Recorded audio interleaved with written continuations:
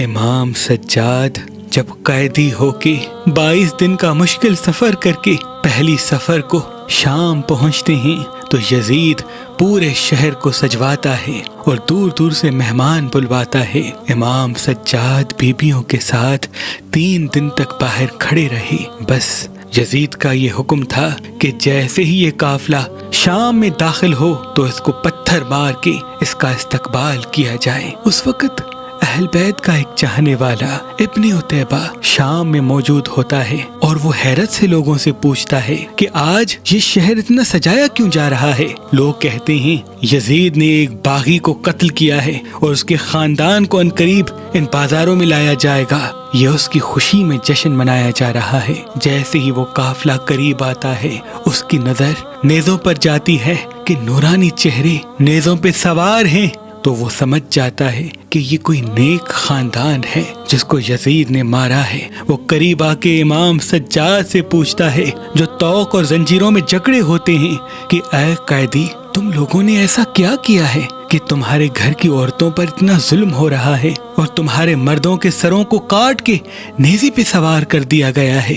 امام سجاد کہتے ہیں اے ابن عتیبہ، یہ جو سب سے آگے نیزے پہ سر سوار ہے یہ رسول اللہ کے نواسے اور میرے غریب بابا حسین ابن علی کا ہے، اور یہ جو مستورات تم قیدی دیکھ رہے ہو یہ سب رسول اللہ کی نواسیاں ہیں۔ وہ رونے لگتا ہے کہ مولا، میں تو اہل بیت کا بچپن سے غلام ہوں اور آج مسافر ہو کے شام آیا ہوں، مجھے کیا پتا کہ آج آپ قیدی ہو کے یہاں آئیں گے، مجھے معاف کر دیجیے گا، اور اگر میرے لائق کوئی کام ہو تو حکم فرمائیے گا۔ امام سجاد نظروں کو اٹھاتے ہیں اور فرماتے ہیں اے رسول کی اولاد سے محبت کرنے والے، کیا ابھی تمہارے پاس کچھ درہم ہے؟ وہ کہتا ہے جی میرے مولا، میرے پاس 2000 درہم ہیں۔ امام سجاد رو کے کہتے ہیں مجھے بازار سے چند چادریں لے کے دے تاکہ میں اپنی بہنوں کے سروں پہ ڈال دوں۔ وہ دوڑ کے جاتا ہے اور 1000 درہم کی چادریں لے کے امام کی خدمت میں پیش کرتا ہے۔ جیسے ہی یہ منظر فوج یزید دیکھتی ہے تو وہ امام سجاد کو تازیانے مارتی ہے اور بیبیوں کے سروں سے چادروں کو چھین لیتی ہے اور اس چاہنے والے پہ بھی کوڑے برسائے جاتے ہیں۔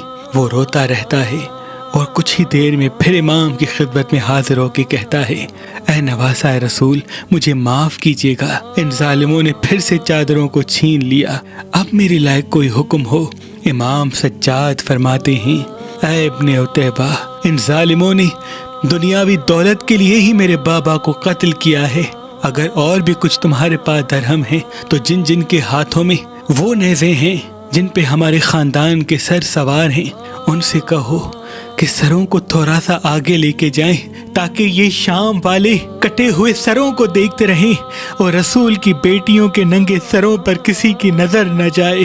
بس وہ جاتا ہے، سروں کو آگے کرواتا ہے۔ اتنی دیر میں ایک ظالم امام حسین کے سر پہ پتھر مارتا ہے اور امام حسین کے کٹے ہوئے سر کی پیشانی سے خون بہنا شروع ہو جاتا ہے۔ اتنے میں اس اہل بیت کے چاہنے والے کا صبر ختم ہوتا ہے، وہ اپنی تلوار نکالتا ہے اور چاہتا ہے کہ اس ظالم کا سر تن سے جدا کر دے۔ پھر امام سجاد اس اہل بیت کے چاہنے والے کو دلاسا دیتے ہیں اور فرماتے ہیں اے رسول کی اولاد سے محبت کرنے والے، یہ امتحان صبر کا ہے، شجاعت کا نہیں۔ دیکھو ہم کب سے پتھر کھا کھا کے صبر کر رہے ہیں، میں نے خود اپنی آنکھوں سے دیکھا کہ میرے بابا کا گلا کیسے کاٹا گیا، ان کے جسم کو کیسے پامال کیا گیا۔ جب ہم صبر کر رہے ہیں تو تو بھی صبر کر۔ رسول اللہ کی اولاد نے اللہ کے دین کے لیے اپنا سب کچھ قربان کر دیا اور قدم قدم پہ صبر کرتے رہے، اپنے نانا کی امت کو بد دعا نہیں کی تاکہ ہم تک اللہ کا دین پہنچ سکے۔